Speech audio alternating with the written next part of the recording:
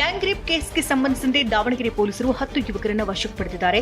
June 3ರಂದು gang rape video ಮಾಡಿ ಅದನ್ನು social ಮೀಡಿಯಾದಲ್ಲಿ ಹರಿಬಿಟ್ಟ ಆರೋಪಿಗಳನ್ನು ವಶಕ್ಕೆ ಪಡೆಯಲಾಗಿದೆ.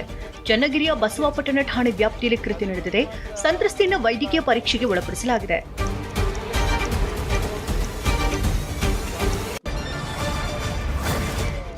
ಬಿಟ್ಕಾಯಿನ್ ಕೇಸ್ನಲ್ಲಿ ಎಸ್ಐಟಿ ಚಾರ್ಜ್ ಶೀಟ್ ಸಲ್ಲಿಸಿದೆ.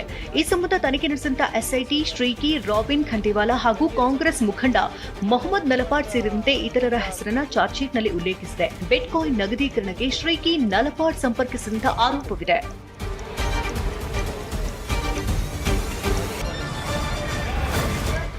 ರಸ್ತೆ ತಡೆದು ಪ್ರತಿಭಟನೆ ನಡೆಸಿದ 8 ಮಂದಿ ವಿರುದ್ಧ ಬೆಂಗಳೂರು ಹೊರವಲಯ ಆನೇಕಲ್ ಪೊಲೀಸ್ ಠಾಣೆಯಲ್ಲಿ 8 ಮಂದಿ ಬಿಜೆಪಿ ಕಾರ್ಯಕರ್ತರ ವಿರುದ್ಧ ಎಫ್ಐಆರ್ ದಾಖಲಿಸಲಾಗಿದೆ. ಜೂನ್ 3ರಂದು ಪ್ರತಿಭಟನೆ ನಡೆಸಿ ರೋಗಿಗಳಿಗೆ ತೊಂದರೆ ಪಡಿಸಿದ ಆರೋಪದ ಮೇಲೆ ಹಾರಗದ್ದೆ ಸಾಗರ್ ಎಂಬುವರು ದೂರನ್ನು ಕೊಟ್ಟಿದ್ದರು.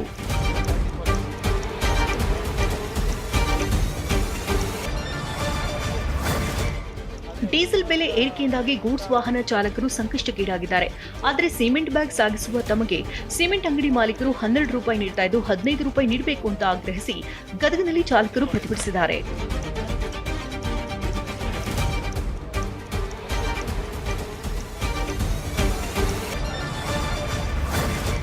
ಕಡಿಮೆ ಬೆಲೆಗೆ ಚಿನ್ನ ನೀಡುತ್ತೇನೆ ಅಂತ ವ್ಯಕ್ತಿಯೊಬ್ಬನಿಗೆ ಕುಖ್ಯಾತ ಕಳ್ಳ ಶಿಗ್ಲಿ ಬಸ್ಯ 70,000 ರೂಪಾಯಿ ವಂಚಿಸಿದಂತಹ ಆರೋಪ ಕೇಳಿಬಂದಿದೆ. ಕಳೆದ ನವೆಂಬರ್ನಲ್ಲಿ 18ರಂದು ದಾವಣಗೆರೆಯ ಜಗಳೂರಿನಲ್ಲಿ ಘಟನೆ ನಡೆದಿದ್ದು ತಡವಾಗಿ ಬೆಳಕಿಗೆ ಬಂದಿದೆ. ದಾವಣಗೆರೆ ನಗರದ ಶಾಮನೂರು ನಿವಾಸಿ ಗುರುರಾಜ ಮೋಸ ಹೋಗಿದ್ದಾರೆ.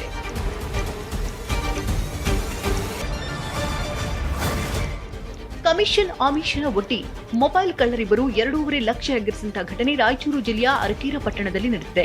3 ಕಾಮನ್ ಸರ್ವಿಸ್ ಸೆಂಟರ್ಗಳಲ್ಲಿ 1000ಕ್ಕೆ 10 ರೂಪಾಯಿ ಕಮಿಷನ್ ಕೊಡ್ತೇವೆ ಅಂತ ಬಂದಂತಹ ಖದೀಮರು ಕದ್ದ ಮೊಬೈಲ್ಗಳಿಂದ ಮಲ್ಲಿಕಾರ್ಜುನ ಮಹಾಂತೇಶ್ ಸೇರಿದಂತೆ 3 ಹಣ ವರ್ಗಾವಣೆ ಮಾಡಿಕೊಂಡು ಪರಾರಿಯಾಗಿದ್ದಾರೆ. ಟ್ರಕ್ನಲ್ಲಿ ತೆಂಗಿನ ಸಸಿಗಳ ನಡುವೆ ಗಾಂಜಾ ಅಡಗಿಸಿಟ್ಟಿದ್ದ ಪ್ರಕರಣಕ್ಕೆ ಸಂಬಂಧಿಸಿದಂತೆ 4 ಮೈಸೂರಿನ ಸಿಸಿಬಿ ಪೊಲೀಸರು ಬಂಧಿಸಿದ್ದಾರೆ. ಮೈಸೂರು ಮಳವಳ್ಳಿ ಹೆದ್ದಾರಿಯಲ್ಲಿ ಆರೋಪಿಗಳು 1.4 ಕೋಟಿ ಮೌಲ್ಯದ 280 ಕೆಜಿ ಗಾಂಜಾ ಸಾಗಿಸುತ್ತಿದ್ದಾಗ ಬಲೆಗೆ ಬಿದ್ದಿದ್ದಾರೆ. ಖಚಿತ ಮಾಹಿತಿಯನ್ನು ಆಧರಿಸಿ ಪೊಲೀಸರು ಕಾರ್ಯಾಚರಣೆ ನಡೆಸಿದರು. ಮಂಗಳೂರಿನ ಉದ್ಯಮಿಗೆ ಕಾಂಗ್ರೆಸ್ ಯುವ ಮುಖಂಡ ನಿಜಾಮ್ ಮತ್ತು ಜಿತೇಶ್ ಹನಿ ಟ್ರ್ಯಾಪ್ ಮಾಡಿದ ಆರೋಪ ಕೇಳಿಬಂದಿದೆ. ಅಶ್ಲೀಲ ವಿಡಿಯೋ ಬಳಸಿ ಉದ್ಯಮಿಯಿಂದ ಬರೋಬ್ಬರಿ 2,77,00,000 ದೋಚಿದ್ದಾನೆ ಅಂತ ಆರೋಪಿಸಲಾಗಿದೆ. 2024ರಲ್ಲೇ ಉದ್ಯಮಿಗೆ ಹನಿ ಟ್ರ್ಯಾಪ್ ಕೆಡ್ಡ ತೋಡಿದ್ರು.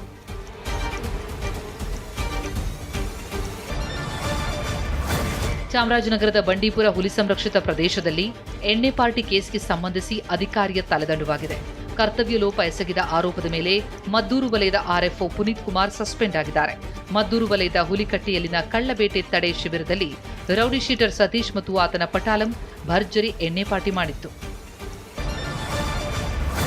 ಕೋಲಾರ ಜಿಲ್ಲೆ ಕೆಜಿಎಫ್ನಲ್ಲಿ 2 ರೌಡಿ ಶೀಟರ್ಗಳನ್ನ ಗಡೀಪಾರು ಮಾಡಲಾಗಿದೆ. ಆಂಡರ್ಸನ್ ಪೇಟೆಯ ನಿವಾಸಿ ಶರತ್ ಕುಮಾರ್, ರಾಬರ್ಟ್ಸನ್ ಪೇಟೆಯ ಅಜಯ್ ಕುಮಾರ್ ಅವರನ್ನ ದಾವಣಗೆರೆ ಜಿಲ್ಲೆಯ ಕೆಟಿಜೆ ನಗರ ಠಾಣೆ ವ್ಯಾಪ್ತಿಗೆ ಗಡೀಪಾರು ಮಾಡಿ ಎಸ್ಪಿ ಶಿವಾಂಶು ರಜಪೂತ್ ಆದೇಶ ಹೊರಡಿಸಿದ್ದಾರೆ.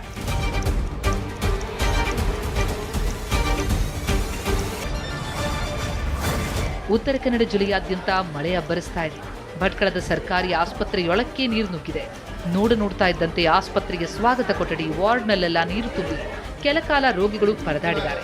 ಚರಂಡಿ ಬ್ಲಾಕ್ ಆಗಿದ್ರಿಂದ ನೀರು ಆಸ್ಪತ್ರೆಗೆ ನುಗ್ಗಿದ್ದು ಬಳಿಕ ಸಿಬ್ಬಂದಿಯೇ ನೀರು ತೆರವು ಮಾಡಿದ್ದಾರೆ. ಮೈಸೂರಿನ ಎಚ್ಡಿ ಕೋಟೆ ಉದ್ದೂರು ಬಳಿಯ ಕಬಿನಿ ಹಿನ್ನೀರಿನಲ್ಲಿ ಪಾರ್ಕ್ ಮಾಡಿದ್ದ ಪ್ರವಾಸಿಗರ ಕಾರು ಮುಳುಗಡೆಯಾಗಿದೆ. ಇಳಿಜಾರಿನಲ್ಲಿ ಕಾರು ನಿಲ್ಲಿಸಿದ್ದ ವೇಳೆ ನೀರು ನುಗ್ಗಿದೆ. ಕಾರಲ್ಲಿ ಯಾರೂ ಇಲ್ಲದೇ ಇದ್ದಿದ್ದರಿಂದ ಅನಾಹುತ ತಪ್ಪಿದ್ದು ನಂತರ ಕ್ರೇನ್ ಸಹಾಯದಿಂದ ಕಾರನ್ನ ಹೊರತೆಗೆಯಲಾಗಿದೆ.